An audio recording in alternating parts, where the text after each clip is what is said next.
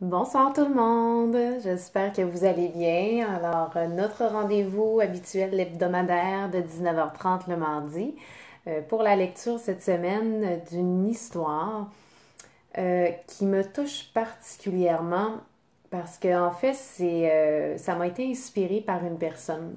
Je vais vous expliquer un peu le contexte. Cette personne, en fait, on s'est jamais vu. On s'est juste ajouté sur Facebook et puis on a connecté quand même fort ensemble. Puis à un certain moment, cette personne en particulier, bon, elle demandait de l'aide sur Facebook. Elle disait, j'ai besoin de votre lumière, j'ai besoin de vos énergies positives. Puis ben moi, je suis juste allée y écrire un message privé. Puis je lui ai dit, ben écoute, je sais pas ce dont tu as besoin, mais je t'offre de la lumière, je t'offre de l'énergie, je t'offre ce que tu as besoin. Et puis, je dis, ben écoute, si c'est pas trop indiscret, est-ce que ça va bien? Est-ce que c'est grave? Est-ce que tu veux en parler? Puis elle dit, ben en fait, c'est pas pour moi. Elle dit, c'est pour mon fils qui, en ce moment, traverse une période difficile. Son fils qui est tout jeune, qui est adolescent, puis qui déjà traverse une dépression.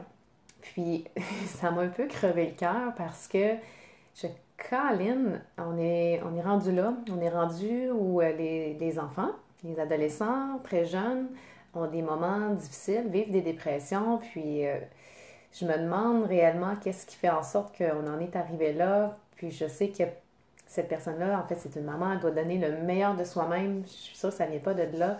Et je me dis, il y a beaucoup de pression qu'on vit autour de soi. Puis je me rends compte que même les plus petits maintenant le vivent avec la société qui va vite, vite, vite et tout. Ça peut être à l'école aussi. Donc, il y a des belles améliorations à faire de ce côté-là, des changements à apporter parce que je trouve que c'est pas normal qu'il y ait des enfants de cet âge-là souffrent comme ça à l'intérieur. Ça devrait être juste tellement agréable. On devrait passer le moment le plus beau de notre vie à nous découvrir, à faire en sorte qu'on on s'amuse, on joue et tout.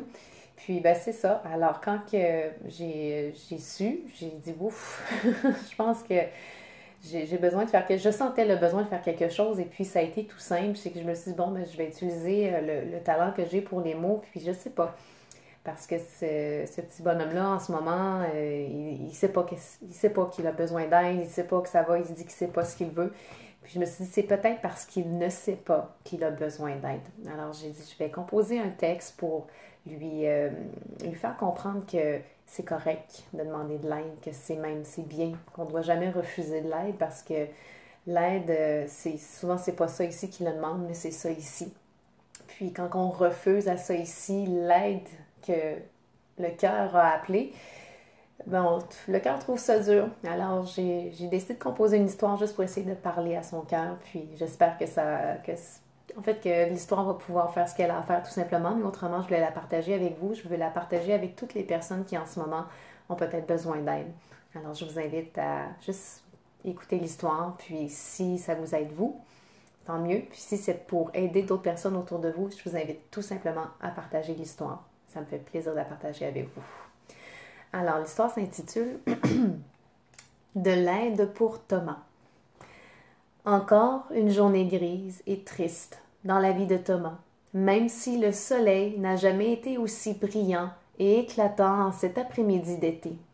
Et pour plusieurs, ce serait une journée dite parfaite, mais pour Thomas, que le ciel soit bleu et que le soleil se lève chaque matin lui importait peu, voire même ne le touchait plus. Il était bel et bien en vie, mais c'est comme si la vie l'avait quitté, comme si une partie de lui était brisée et que plus rien ne pouvait être réparé.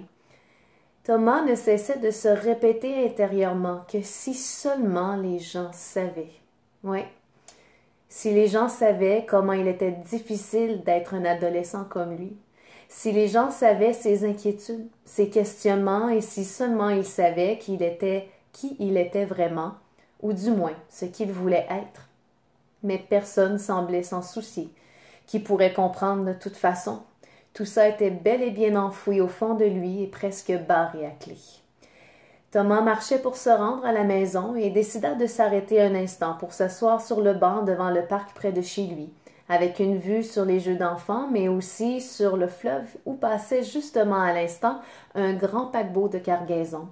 Il ferma les yeux un instant, s'imaginant être sur ce bateau et juste s'en aller loin, loin d'ici, quelque part où peut-être même il se retrouverait.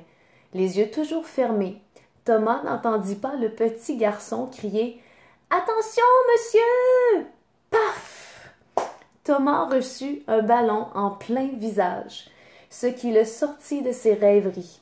Le petit garçon, pas plus vieux que 5 ans, s'approcha de Thomas et lui dit de son parler d'enfant le plus adorable. « Oh, monsieur, je m'excuse. Est-ce que tu vas bien, monsieur? » Et Thomas regarda le petit garçon qui lui ressemblait drôlement quand il était tout petit. La joue droite légèrement enflée et un peu endolorie, Thomas répondit à l'enfant en pensant qu'il ne s'intéresserait pas à lui. « Oh, si seulement ce n'était que mon visage qui faisait mal. » Et le petit garçon curieux demanda donc à Thomas « Mais mon ballon t'a pourtant frappé là ?» en pointant sa joue droite. « Pourquoi tu as mal ailleurs ?»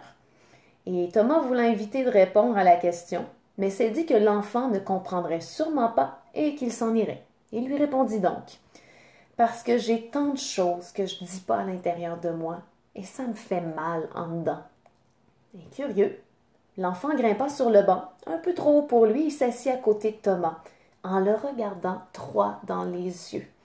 Thomas sentit alors en lui un malaise. Mais comment un enfant de 5 ans pouvait-il avoir un regard si pénétrant? Et l'enfant lui demanda alors « Pourquoi tu gardes ces choses en dedans si ça fait mal? Moi, quand j'ai mal au ventre, souvent je vomis et après je me sens beaucoup mieux. » Et Thomas pensa qu'en effet, s'il pouvait vomir tout ce qu'il avait en dedans, il se sentirait beaucoup mieux. Et Thomas répondit au jeune garçon « Si seulement c'était si simple.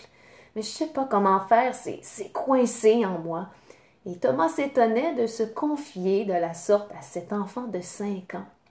Et l'enfant le regarda avec attention, en laissant balancer vigoureusement ses petites jambes dans le vide, puis dit à Thomas avec toute la sagesse d'un enfant « Mon grand-papa m'a déjà dit que si on ne sait pas comment, on doit trouver un qui. » Et Thomas ne comprenait pas trop, répondit « Trouver un quoi? » L'enfant exaspéré de ne pas avoir été compris, répéta « Il faut trouver un qui, quelqu'un qui peut nous aider. Mon grand-papa dit que les gens se demandent trop comment et que le mot comment c'est comme une maladie. Il dit aussi que l'aide c'est très très bon et qu'il faut l'accueillir. » Et Thomas, qui semblait avoir compris, corrigea l'enfant et lui dit « Tu veux dire l'accueillir. » Et l'enfant de confirmer en prononçant bien chaque syllabe « Oui, c'est ça, accueillir. » Et Thomas répondit donc « Je pense pas avoir besoin d'aide. » Et l'enfant laissa s'échapper un rire aigu et répondit « Moi, je sais que tu as besoin d'aide, Thomas. » Et Thomas, n'ayant pas le souvenir d'avoir dit son nom à l'enfant, lui demanda donc avec surprise « Mais comment tu sais mon nom, toi? »« Je suis Thomas et je sais que tu as besoin d'aide. » Et l'enfant disparut. Thomas ouvrit les yeux en sursaut. Il s'était endormi sur le banc. Tout ça était qu'un rêve. Quel rêve étrange! Et cet enfant qui lui ressemblait tant. Il avait l'étrange impression qu'il venait de parler avec une partie inconsciente de lui-même. Il se demanda même si c'était ce qu'on appelait l'enfant intérieur. Était-ce un pur hasard? Devait-il vraiment écouter cet enfant dans son rêve qui lui disait exactement ce dont il avait besoin? Il avait besoin d'aide. Il réalisa que peut-être même cette aide lui avait déjà été offerte, mais qu'il l'avait refusée, car il était dans la maladie du comment, alors qu'il devait trouver un ce qui pourrait l'aider. Tout ça était bien bizarre, mais Thomas sentit quelque chose en lui qu'il n'avait pas senti depuis très longtemps, de l'espoir. De retour à la maison, il tomba sur le bout de papier qu'une personne qui l'aimait beaucoup lui avait donné en lui disant « Je crois que cette personne pourrait t'aider. » Et Thomas se dit intérieurement que c'est peut-être son qui. Qu'avait-il à perdre? Thomas prit le téléphone, composa le numéro sur le bout de papier. À l'autre bout, une voix masculine réconfortante lui répondit. Thomas lui expliqua sa situation, du moins ce qu'il est en mesure de dire à ce moment, et l'homme lui répondit chaleureusement « Bien sûr que je peux t'aider, Thomas. » Et voilà l'histoire de ce soir qui est intitulée « De l'aide pour Thomas ». Alors, j'espère que ça vous a peut-être touché tout autant que ça m'a touché. Moi, de l'écrire, ça m'a touché, ça m'a fait réaliser peut-être que même moi, dans ma vie, à certains moments, j'ai eu besoin d'aide, puis j'ai été trop orgueilleuse pour la demander. J'étais trop entêtée, tête de cochon, on dira tous les mots qu'on pourra dire, mais de savoir accepter de l'aide quand on en a besoin, ça fait du bien.